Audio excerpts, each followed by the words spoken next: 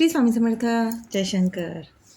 आता आपल्या मराठी नवीन वर्षाची सुरुवात होते चैत्र महिन्यापासून आणि त्याची सुरुवात होते आपला गुढीपाडवा या दिवसापासून. याच गुढीपाडव्यापासून चैत्र नवरात्री ही चालू होते. पाडव्यानंतर येते ती रामनवमी. चैत्र नवरात्री ते रामनवमी आपल्याला एक अशी प्रभावी सेवा करायची आहे, ज्या सेवेमुळे आपलं एक अनिष्ट शक्तीपासनं, भीतीपासनं आणि संकटांपासनं संरक्षण होण्यासाठी आपल्याला मानसिक शांती, आपला आत्मविश्वास, आपलं शारीरिक आरोग्य आणि आपल्या आयुष्यात सुखसमृद्धी मिळवून देण्यासाठी ही सेवा अत्यंत प्रभावी आहे. आणि ती आहे ते म्हणजे रामरक्षा स्तोत्र. हे रामरक्षा स्तोत्र याच्याचाच अर्थ दडलेला आहे रामरक्षा. अर्थातच श्रीराम आपली रक्षा करतातच ह्या स्तोत्राच्या पठणाने.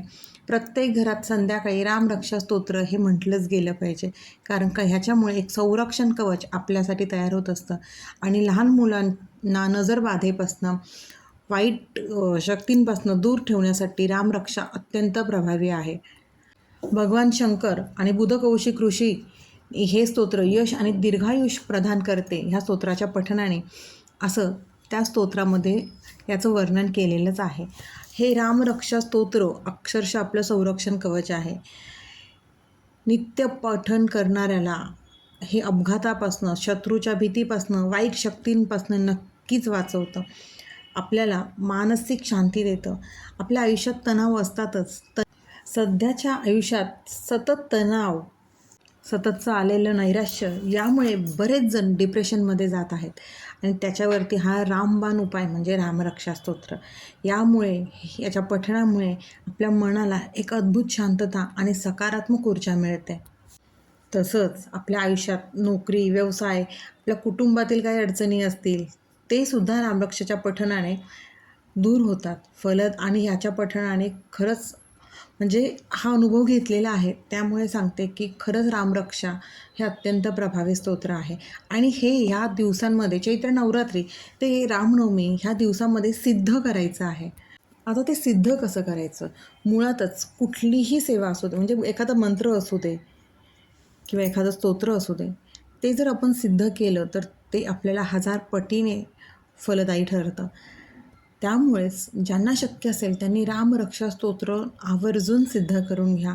याचा खरंच अत्यंत प्रभावी, म्हणजे कधी कोणावर अशी वेळ येऊ नये, पण अक्षरशः एखाद्या माणसाचा जीव जाताना जर अडकत असेल ना, त्याला त्यावेळेलाही मुक्ती मिळत नसेल आणि त्याचा जीव तळमळत असेल मुक्तीसाठी, त्यावेळेला जरी तुम्ही तिथे बसून रामरक्षा त्याच्या डोक्यावर हात ठेवून किंवा रामरक्षा म्हटलेली विभूती त्या व्यक्तीच्या कपाळी लावली तर नक्कीच त्यांना मुक्ती मिळण्याचा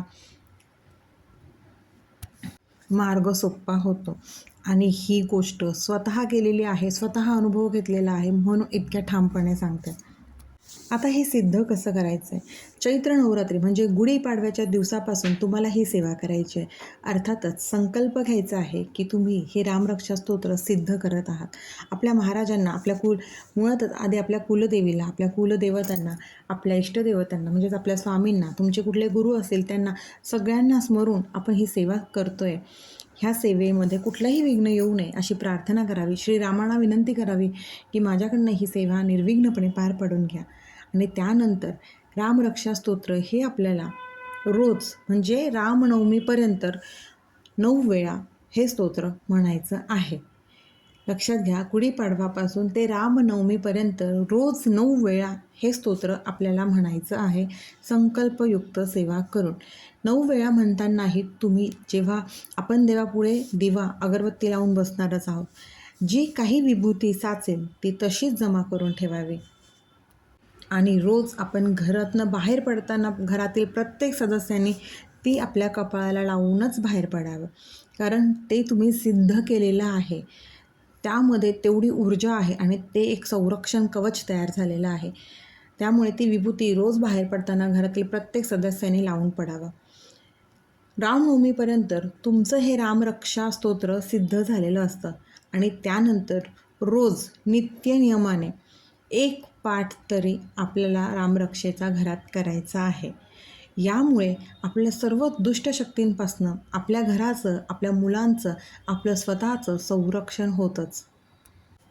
ज्या व्यक्तीने हे रामरक्षा स्तोत्र सिद्ध केलं असेल, त्याने जेव्हा आपलं मूल आजारी असेल किंवा आपण स्वतः शारीरिक व्याधीमध्ये असेल किंवा आपल्या घरातील कोणीतरी आजारी असेल, नजर लागला असेल, काही प्रॉब्लेम असतील, तर त्यांनी विभूती किंवा हातात पाणी घेऊन रामरक्षाचा एक पाठ म्हणून ती विभूती किंवा ते पाणी आजारी असलेल्या व्यक्तीला किंवा त्या घाबरलेल्या व्यक्तीला किंवा आपल्या नजर लागलेल्या मुलांना ते पाणी द्या. त्याचा निश्चितपणे चांगला फायदा होतो. एकदा अनुभव घ्या, कारण का अनुभव घेतल्याशिवाय ही गोष्ट मी इतक्या ठामपणे सांगू शकत नाही. अनुभव घेतला आहे म्हणून इतक्या ठामपणे सांगते की खरंच रामरक्षा स्तोत्रात तेवढी ताकद आहे की जे एखाद्या माणसाला खरंच मुक्ती मिळण्यासाठी प्रभावी ठरतं, की अक्षरशः मुक्ती मिळते, मोक्ष मिळतो. इतकं प्रभावी हे रामरक्षा स्तोत्र आहे. त्यामुळे खरंच ही रामरक्षा स्तोत्र सिद्ध करून घ्या आणि सिद्ध झाल्यानंतर रोज नित्यनियमाने त्याचा एक पाठ आपल्याला आवर्जून घरात करायचा आहे. या पठणाने तुमचा आत्मविश्वासही वाढेल आणि जीवनात यश, दीर्घायुष्य आणि सुखप्राप्ती नक्कीच होईल. फक्त आपल्याला पूर्ण श्रद्धेने, भक्तीने या स्तोत्राचं पठण करायचं आहे, म्हणजेच हे स्तोत्र सिद्ध करून घ्यायचं आहे. कष्टाला आणि कर्माला पर्याय नाही. कष्ट, कर्म आपल्याला प्रामाणिकपणेच करायचे आहे आणि त्यासोबतच तेवढ्याच विश्वासाने, भक्तीने आपल्याला आपली प्रत्येक सेवा करायची आहे. आपली प्रत्येक सेवा आपले स्वामी किंवा इतर कुठलीही देवता वाया जाऊ देत नाही. त्याचं फळ कधी ना कधी, कुठल्या ना कुठल्या वळणावर, टप्प्यावर आपल्या आयुष्यात आपल्याला ते नक्कीच देतात. गरज असते ते फक्त आपल्याला ओळखण्याची. आपल्या सेवेचं फळ हे आपल्या आयुष्यात कधी ना कधी येतच असतं. आपले स्वामी आपली कुठलीच सेवा वाया जाऊ देत नाही. तुम्ही त्यांना दिलेला वेळ स्वामी कधीही वाया जाऊ देत नाही. गरज आहे ना ती मनापासून स्वामींना किंवा तुमच्या मदतीसाठी ज्या कुठल्या देवतेला तुम्ही हाक मारत असाल ती फक्त मनापासून मारा. नक्कीच तुमच्या मदतीला येतात. त्यामुळे खरंच चैत्र नवरात्री म्हणजेच गुढीपाडवा ते रामनवमी हे आपलं रामरक्षा स्तोत्र सिद्ध करून घ्या आणि याचे अनुभव घ्या. अनुभवा ही गोष्ट. प्रत्येक सेवा ही अनुभवण्यासाठी आहे. त्याच्यामुळे ह्याचा अनुभव घ्या. नक्कीच अनुभव येईल. श्री स्वामी समर्थ. अशक्य ही शक्य करतील स्वामी. अशक्य ही शक्य करतील स्वामी.